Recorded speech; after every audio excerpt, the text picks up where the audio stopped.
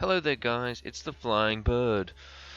After some good faith paid by some of the NBA boys from another league I'm in, I decided to come back to the NBA. I left at the end of season 7 as a player, but this season I'm back and sort of begrudgingly I'm just the head of staff here for the YouTube channel. And this first video is, well, we've had 7 seasons of the NBA. And I think each season going forward, we should rank in people's opinions who is the best top 10 players in the NBA. And there's such a large pool of talent that it's just not from Kano. There's some from Kalos, and I believe that these people, in my opinion, deserve to be on this list because they are some of the best and consistent players. Some of them aren't even in Kanto. Some of them are in Kalos. Some of them, 1 out of these 10 is still in Kalos today.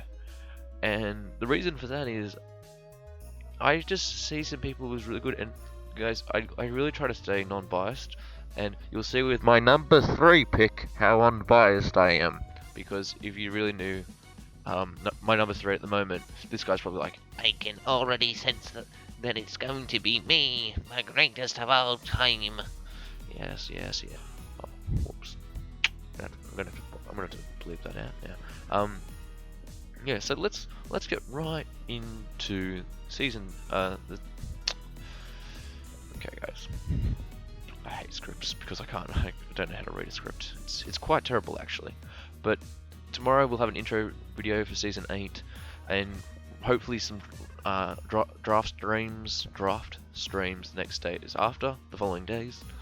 And guys, hopefully we'll get everyone's links for their channels in the description. Let's start having some fun. So at number 10, this is probably going to be the most controversial one because there's a lot of good players. Some honourable mentions before we get into number 10 were DD, but I saw that he dropped down to Kalos this season, and unfortunately for me, I don't know how he's going to fare in Kalos. Definitely Cody. Cody's a great player, the coach of the Beijing Drapions, and he's only going to continue improving. I think if he stopped using so much heat, he'd be mint, mate. That's mint. But number 10, it's the DJ. It's DJ Flips. He's one of the most underrated battlers in Kalos. I think a lot of people see him as a bit of an easier opponent, don't take him as strong as they should. And for me, he's the only person I've never beaten in the NBA. And yes, from 1 to 9, besides number 7 because we've never played, I have beaten 1 to 9 in some league, but not number 10. I can't stress that enough. He's a great player. Season 7 was one of his best seasons. He was originally in Kanto. He's been in Kalos. Last season was on the threat of relegation. It wasn't one of his best seasons, but he really picked it up for season 7. The Mega Gardevoir and Garchomp were absolutely ruthless in decimating people. In my opinion, was very unlucky to not make Kanto this season. And for me, although Cody made Kanto, I think Flips, in my opinion, is probably harder to play than Cody. Cody, it's let's bring some heat, whereas Flips, you never know what he's going to bring. And he was very unlucky to lose to Hale, then lose to Cody. But he did a great run in getting there, beating other great players like Noah to get to the spot. He beat me as well. I had 3 losses. I had 4 losses, I think. Yeah, I had 4 losses this season, and he was one of them. And he was probably the one that beat me the most, who didn't prep for 3 weeks with someone higher on this list. But he's a really great guy, and I really encourage you guys to check out Flips, and I really hope he's going to start uploading for Season 8, because he will be a great player. He needs a bit of confidence, and when he plays with confidence, because he has the autonomy, he plays with so much confidence, and he is crazy to beat. He's another one of those hit and miss type players, and some of these players are quite hit and miss, but for me, Flips has to be one of them. At number 9, we have the Hacks God himself. No, I don't want to hear any of that fake bullshit. We have Hound. Hound, for me, this was his half spot. This could have either went to Dylan or Hound, and then the other person would have been the honourable mention. For me, what makes Hound such a good player is that he drafts random things, and then it's like, Hound, what are you doing with this team? I don't know. Okay, what are you doing? I don't know. Just having fun. Hound did win Season 4, I do believe. He's one of 3 people to win Kanto. One of 4 people now to win Kanto, sorry. Yes, guys, you are hearing that correctly. Out of the 7 seasons we've had, only 3 people have won it. 4 people have won it, sorry. And we've had some really good high players in those matches, and they're quite high quality. Hound for me, he's sort of fallen off the bandwagon a bit. I think if he was at his peak again, he probably could easily be top 3, top 4, and really just push for those spots consistently and just be one of the great players. And stop hacking your opponents to death. Just draft Togekiss Jirachi this season, man. I want to see it. Just every game, just click on Iron Head and Air Slash. And if you don't win, like, there's something wrong with the game. Number 8, we have Hale, aka Mr. Consistent. Now, why do I say Mr. Consistent? Well, Hale has been probably one of the most unluckiest Kalos players who finally has been given his berth in Kanto. Finally. After weeks of hard work prepping with Mayo, he finally got an opportunity to take Kanto. And Hale for me has been one of the hardest people. He couldn't hit a Draco, that was really unlucky. He could be, this could be his 3rd season in Kanto, I believe. Yes, it would have actually been, but it's not, it's his first. We've seen, a lot of people look down upon Kalos from Kanto, and there are a few people that remark that, but I want people in Kanto to watch out for Hale, because no matter what happens, some of the hardest people you'll play are in Kalos, and some of those people will tell you who the hardest people are to play because of their matchup and things like that. For me, Hale is just the guy that that if he's going to hit all his moves, he's going to win. He plays a very long game. His team building's not the strongest, and that's why he's probably a bit lower on the list. He does rely, on other people to help him out with team building. But like when he brings sets like, Scarf Swampert, Assault vs Shaman, he's just incredibly hard to beat. At number 7, we have the only man to be quick banned from Kalos. It's Dom. Ugh, anyone but Dom. Dom decided to draft stall this season. Didn't work out for him. Lucky not to go back to Kalos. You need to start playing with your own style, man. You have a really nice battling style. I know how you play. A lot of experience in the Chimpax front office, man. I really expect you to excel this season. I think if you start playing with what you want to play with and not what. How can I annoy my opponent the most by making them have a 3,500, 900 turn battle? You'll actually be a very good player because the NBA, if you don't know, have a 100 turn time limit. Yeah, aka me versus Noah. Well, match that was like I did in live comment. I had a test at like 10:30 and it was just great. A very good player in my opinion. He's the type of guy that I think will make all the boys in Kanto proud, and he's another player that you have to really prep for because he's quite jovial in the fact that he doesn't mind, making you upset, and he keeps his head really calm. Like I've never personally seen him like live combat battle. He always seems really calm when he battles. I've seen him muck around in a few battles and things like that. He's always very, very calm. And also makes a great co-host for specials and things like that. Hit him up, ladies. And so number 6 is Rob. Rob is the creator of the league, and he told me if my job was in doubt if I didn't rank him. But in all seriousness, Rob is one of the guys that I think I don't know if he's actually had a shot trying to win a Kanto championship. I know he's gone into semis 9 times out of 10. And yeah, and for me, the guys that are above him, 1 to 5, are all guys who could have had rings. And rings are an NFL saying, not a win. And you know that with Rob, he's always a very consistent battler, likes bringing his own little sets, things like that.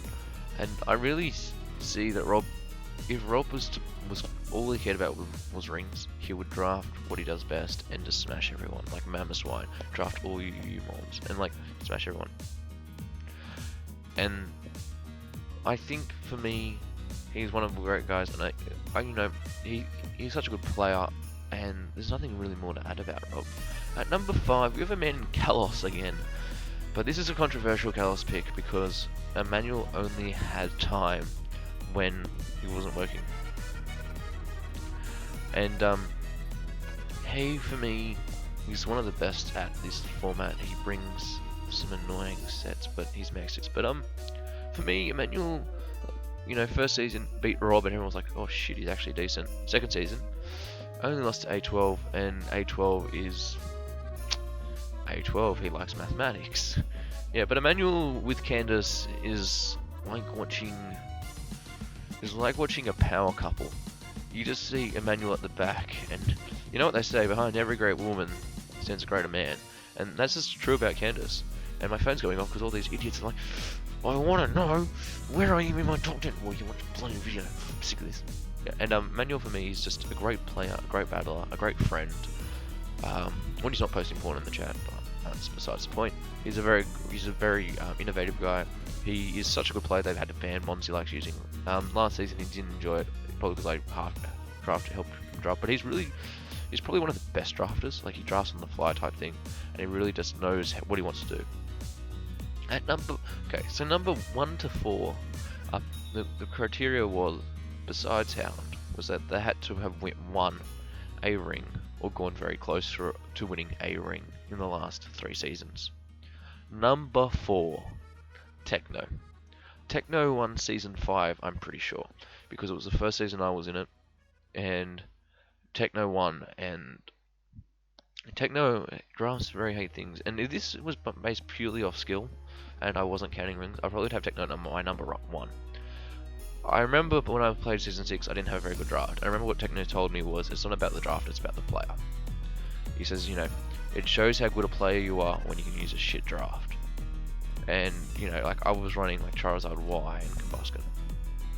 Techno on the other hand, I'm drafting Camel Newton and Dusclops. Right, what does that do? First week 6 Ozs. It was just like, sorry? I 6-0'd Ez. Now what? He's got 2 6-0s against Ez, and he got 1 against Hound. First game of seasons back to back. Great player. Loses his cool a bit at the time, because he's the most triggered person in the league. But he's a very great player, and I think he really excels when he keeps his head. If he kept his head 9 times out of 10, and he sort of gets buys into people's trickery. And the person who's number 3, we don't like your trickery, mate, fuck off. Dang it, second one. Oh well. Yeah, but he shows great sportsmanship. He's great. He's a really nice guy, and that's what I want to see. Is that I like people who are nice and who are quite humble about their ability. And Techno's one of them. And Techno for me really could be higher on this. It could be number 1 if it came to school. Some people have their staple mons and people just let them get it. But with Techno, he's a great player. Number 3. This guy told me I wouldn't rate him because of the fact that he thinks I'll let personal grudges, feelings towards someone, stand in the way. I'm not. I'm rating these guys honestly and wholeheartedly. Number 3 is Mayo. I don't always agree with what he does, but what he does is he does it very well. He runs speed control. He runs, runs hyper offense. He runs Kieran Black. He runs, Yuxi. He runs defense. He runs Fabio. He won Kalos and then won Kanto. First player I think to do it back to back. He wins consistently because he's a very good player. He ladders a lot, and it really shows in his battling ability. Because when Mayo's been laddering for the last 4 years, every day. He says he's like to his mum and dad, Mum and Dad, I am studying at the moment. Oh, okay, son. And I was just like, alright, what I'm going to do today is Shaman in Ayo. And plus Scarfed Medicham, plus Bandit Rapion. I've got them, boys. I've got them. Oh, hang on, I better add Yuxi for T-Wave. I know he hates when I say that, but at the end of the day, you gotta do what you gotta do to win. I come from a VGC background. People will literally thunderwave and swagger you to win matches. And you can go, that's not very competitive strategy. So what? You win. There comes, as I say, always for love and war, may really exemplify that saying. But, for me, Mayo, he's a great player. And he deserves to be number 3 in the league. And he should be definitely someone that people should watch out for. Number 2 is someone who hasn't won the ring. But I was reading Bob's opinion on this man. And Bob was saying that if RNG did not affect this man would have every ring. I agree to that to an extent. Very unlucky to go down in Season 5. Very unlucky to go down in Season 7. It's Wyatt. Wyatt, for me, I only had the luxury of playing once. The guys in this list, I wish I had more luxuries to play again, because they're very good players. Wyatt, for me, was a great battler.